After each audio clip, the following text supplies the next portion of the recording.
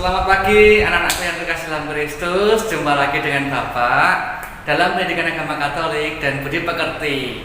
Kali ini kita akan belajar tentang materi kita yang ketiga, yaitu laki-laki dan perempuan sederajat. Mari anak-anak kita persiapkan diri, kita mulai pembelajaran kita di hari ini. Anak-anakku yang terkasih dalam Kristus, mari kita awali pembelajaran kita hari ini dengan berdoa. Lipat tangan, tutup mata, marilah kita berdoa. Dalam nama Bapa dan Putra dan Roh Kudus, amin. Allah Bapa yang Maha Baik, Engkau telah menciptakan manusia, laki-laki dan perempuan seturut gambar dan rupa Tuhan. Perempuan Engkau ciptakan sebagai penolong yang sepadan bagi laki-laki. Namun di tengah masyarakat masih sering terjadi tindakan membeda-bedakan peran berdasarkan jenis kelamin.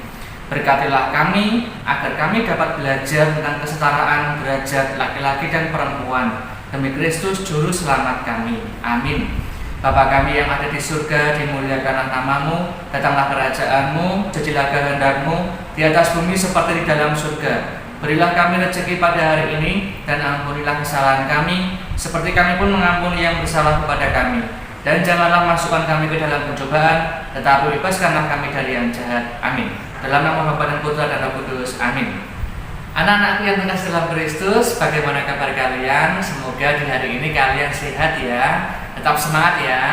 Pada pembelajaran kita minggu yang kemarin, kita telah mempelajari bersama materi kita yang kedua, yaitu berbeda untuk saling melengkapi. Pasti kalian sudah mengerti ya. Saat ini anak-anak kita akan belajar bersama tentang materi kita yang ketiga, yaitu laki-laki dan perempuan sederajat.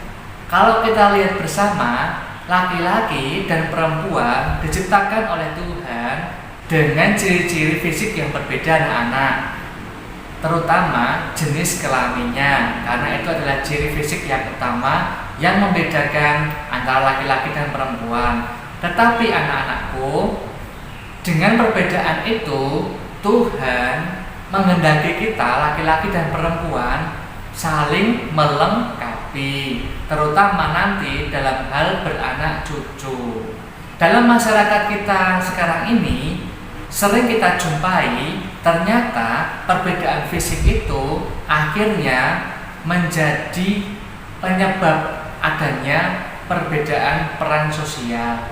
Misalkan seorang perempuan perannya itu ya mengandung, melahirkan, menyusui, masak, merawat rumah dan sebagainya. Sementara laki-laki anak-anak nanti kalau menjadi bapak, ya tugasnya mencari nafkah, menjadi ketua RT, menjadi ketua RW, memimpin perusahaan, memperbaiki rumah dan sebagainya. Peran sosial yang berbeda ini akhirnya justru berkembang dalam masyarakat kita anak-anak.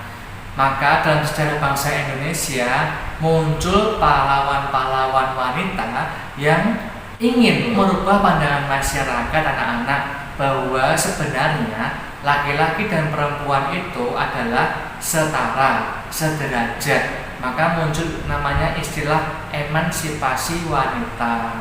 Beberapa pahlawan yang bisa kita ketahui bersama, misalkan Cut Nyak-din, Ibu Kartini, dan Dewi Sartika. Maka sekarang kalau kita melihat perkembangan di Indonesia, perempuan sekarang boleh bekerja. Laki-laki pun juga sama, boleh merawat anak dan sebagainya. Dalam agama Katolik anak-anak, tentang kesetaraan atau kesederajatan laki-laki dan perempuan ini telah ditulis dalam kitab Kejadian. Bapak akan membacakannya ya, nanti kalian menyimak ya. Pembacaan dari kitab Kejadian bab 2 ayat 18 sampai dengan ayat 24. Tuhan Allah berfirman, "Tidak baik kalau manusia itu seorang diri saja. Aku akan menjadikan penolong baginya yang sepadan dengan dia." Lalu Tuhan Allah membentuk dari tanah segala binatang hutan dan segala burung di udara. Dibawanya lah semuanya kepada manusia itu untuk melihat bagaimana ia menamainya. Dan seperti nama yang diberikan manusia itu kepada tiap-tiap makhluk yang hidup, demikianlah nanti nama makhluk itu. Manusia itu memberi nama kepada segala ternak, kepada burung-burung di udara, dan kepada segala binatang hutan. Tetapi baginya sendiri, ia tidak menjumpai penolong yang sepadan dengan dia. Lalu Tuhan Allah membuat manusia itu tidur nyenyak. Ketika ia tidur, Tuhan Allah mengambil salah satu rusuk daripadanya, lalu menutup tempat itu dengan daging. Dan dari rusuk yang diambil Tuhan Allah dari manusia itu, dibangunnyalah seorang perempuan, lalu dibawanya kepada manusia itu. Lalu berkatalah manusia itu, inilah dia, tulang dari tulangku dan daging dari dagingku. Ia akan dinamai perempuan, sebab ia diambil dari laki-laki. Sebab itu seorang laki-laki akan meninggalkan ayahnya dan ibunya dan bersatu dengan istrinya, sehingga keduanya menjadi satu daging. Demikianlah sabda Tuhan. Syukur kepada Allah. Anak-anakku yang terkasih, secara Kristiani dalam agama Katolik, perempuan itu diciptakan dari apa, anak-anak? Siapa tahu? Perempuan diciptakan dari tulang rusuk laki-laki, bukan diciptakan dari tulang kepala atau tulang kaki. Maksudnya apa? Karena rusuk berarti ada di tengah-tengah. Hal ini mau mengatakan bahwa perempuan itu adalah penolong yang sepadan untuk laki-laki.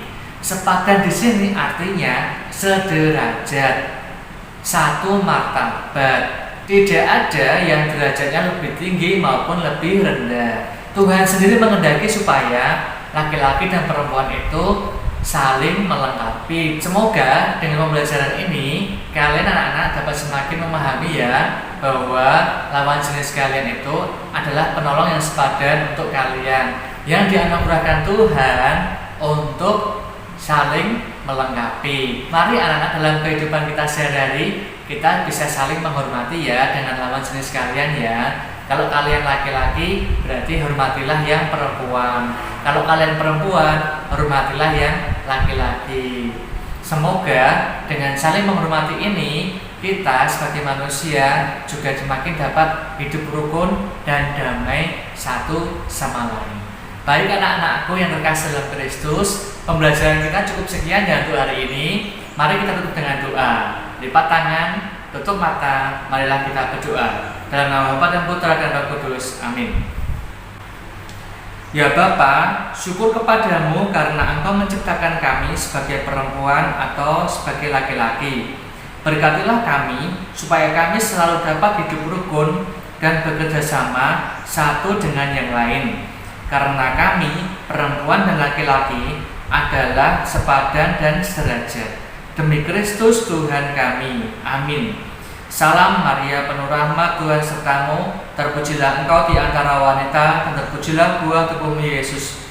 Santa Maria Bunda Allah, doakanlah kami yang berdosa ini sekarang dan waktu kami mati. Amin.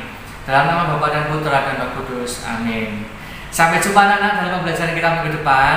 Tetap semangat, tetap jaga kesehatan dan berkah dalam.